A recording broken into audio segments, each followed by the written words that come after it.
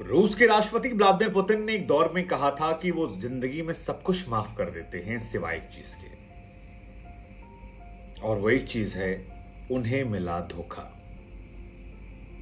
यह हम इसलिए कह रहे हैं आज क्योंकि एक खबर आई थी, आपको याद होगा, कि वैगनर चीफ ने पुतिन के खिलाफ गद्दारी कर दी है, बगावत कर दी है, और उनकी फौज जो है वो रूस की तरफ बढ़ रही थी। बाद में बेलारूस के राष्ट्रपति जो हैं उन्होंने वैगनर चीफ से बातचीत की और तब पुतिन का एक स्टेटमेंट आया था कि ये हमारे देश के खिलाफ है, ये दुश्मनों की मदद करने जैसा है, ये वैसा है जैसा गद्दारी होती है। और बाद में बेलारूस ने पैचअप करवा दिया। वैगनर चीफ जो थे प्रिगोजिन, उनको लेकर सब नॉर्मल हो गया। लेकिन अब देर शाम खबर आई है कि वैगनर चीफ जिन्होंने बगावत की थी उनकी मौत हो गई है। एक प्लेन क्रैश होता है जिसमें 11 लोगों की मौत होती है और इसमें वैगनर चीफ भी मौजूद होते हैं। अब क्या यह इत्तेफाक है कि पुतिन का वो स्टेटमेंट कि मैं सब कुछ माफ कर देता हूं सिवाय गद्दारी के, जुड़ा हुआ है या फिर ये इत्तेफाक है? पुतिन एक खतरनाक इंसान है। अब ये जो एयरक्राफ्ट क्रैश हुआ है ये मॉस्को में क्रैश हुआ है और मॉस्को से ये सेंट पीटर्सबर्ग की तरफ जा रहा था। लेकिन इसमें भी एक झोल है। झोल ये है कि येवगेनी का नाम जो है वो पैसेंजर लिस्ट में था, ये ठीक है। उनके साथ 10 और लोगों की मौत हुई, ये भी ठीक है। लेकिन येवगेनी रूस में नहीं थे, वो बेलारूस में थे। और वो बेलारूस से रूस क्यों पहुंचे, ये अपने आप में एक बड़ा सवाल है, क्योंकि वो भी जानते थे कि अगर वो रूस आएंगे तो फिर उनके साथ कुछ हो जाएगा। एक जमाने में वो पुतिन के बड़े खासम खास थे, पुतिन के सारे कॉन्ट्रैक्ट इनको मिलते थे। वैगनर आर्मी वहां के सबसे खतरनाक आर्मी में से, मिलिशिया जिसे कहते हैं, खूंखार लोग इसमें माने जाते हैं। वो लोग जो एक जमाने में फौज में हुआ करते थे और फिर कत्लेआम मचाते थे। पुतिन के तमाम जो इलीगल काम या कहें कि जो ऑफिशियल काम नहीं, अनऑफिशियल काम होते हैं, वो यही क्या कर रहे थे। लेकिन ये रूस में आते हैं। रूस से सेंट पीटर्सबर्ग जाते वक्त इनकी हत्या हो जाती है। एक बड़ा वर्ग है जो ये मान रहा है कि शायद इन्हें कब्जा कर लिया गया हो, उस कब्जा करने के बाद इन्हें वापस लाया गया हो और फिर मौत के घाट उतार दिया गया हो।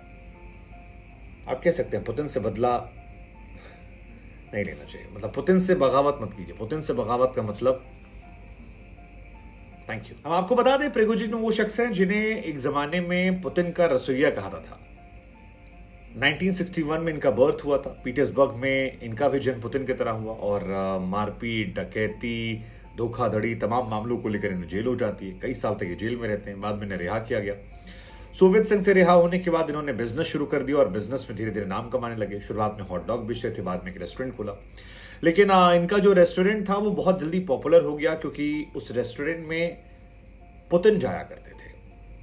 यहां तक कि तस्वीरें ऐसी भी निकल कर आई जहां पुतिन के साथ एक बार जॉर्ज बुश जो है वो भी गए थे। और पुतिन ने इन्हें बहुत बढ़ाया, मजबूत किया, धीरे धीरे इनकी ताकत को बढ़ाया। 2001 में फ्रांस के राष्ट्रपति और उनके वाइफ जो थी उनकी मेजबानी भी यहीं हुई। कुल मिलाकर पुतिन इस रेस्टोरेंट में अपना बर्थडे मनाते थे। कोई बाहर से जाए उसको बुलाते थे और धीरे धीरे धीरे धीरे इन्हें तमाम कॉन्ट्रैक्ट मिलने लगे। बाद में कहा जाता है कि रूस की जो सोशल मीडिया आर्मी थी वो भी इन्हें मिल गई और गवर्नमेंट के तमाम जो कॉन्ट्रैक्ट थे वो भी इन्हें मिले। तकरीबन 26,000 करोड़ कॉन्ट्रैक्ट पुतिन ने इनको दिला दिए।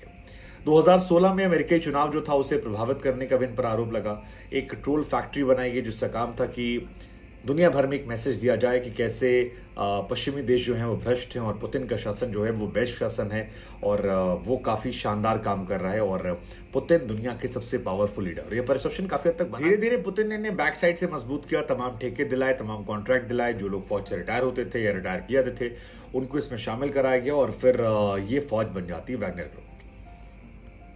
हालांकि ऑफिशियली प्रिगोजिन ने कभी इसको एक्सेप्ट नहीं किया, लेकिन 2022 में पहली बार एक्सेप्ट हुआ और ये बताया गया कि 2014 में इस आर्मी का गठन किया गया था।